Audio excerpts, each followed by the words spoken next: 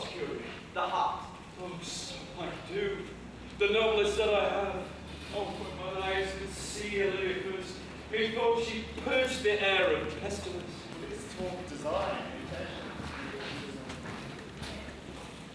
The element itself, till 7 years he shall not behold a face of temple view.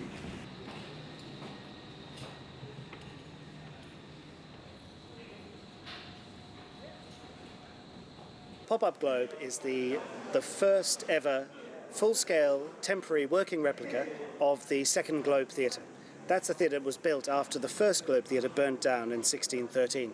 And it's a theatre that Shakespeare and his colleagues rebuilt after a devastating fire, and they made it more sumptuous and luxurious than ever before, and they also improved upon its design. And we've reconstructed Pop-up Globe, this second Globe Theatre, based on groundbreaking research by Sydney University.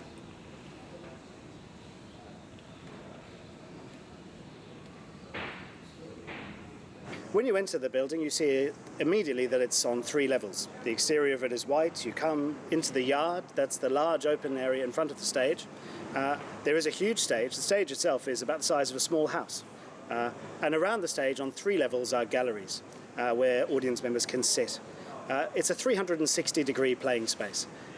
There is sitting behind the stage in the lords and gentlemen's rooms, and in Shakespeare's day they would have been filled with the aristocracy.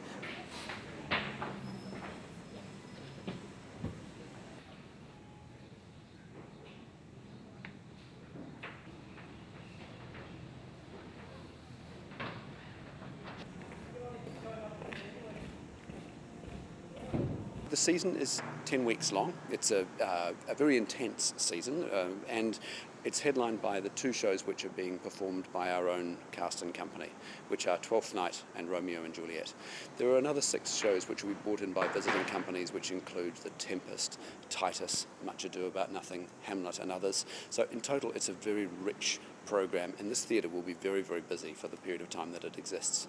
In addition to that, there are acting classes, there are classes for teachers. We have almost 20,000 school students coming in through the course of the season to enjoy the performances right here.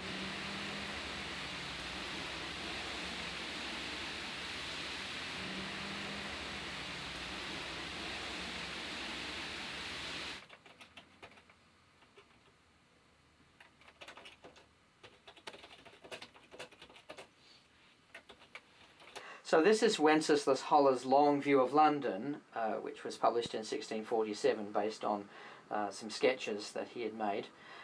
And on the south bank of the Thames here is the second Globe Theatre. This is one of the most important pieces of evidence for what the second Globe Theatre looked like, and one of the principal exhibits that lies behind the reconstruction that's down in Auckland at the moment. When the theatres were closed in 1642, the Globe Theatre was pulled down. It says bear baiting, but it's been, as some contemporary maps also are, mislabelled. That is actually the Globe Theatre. Theatres were closed in 1642.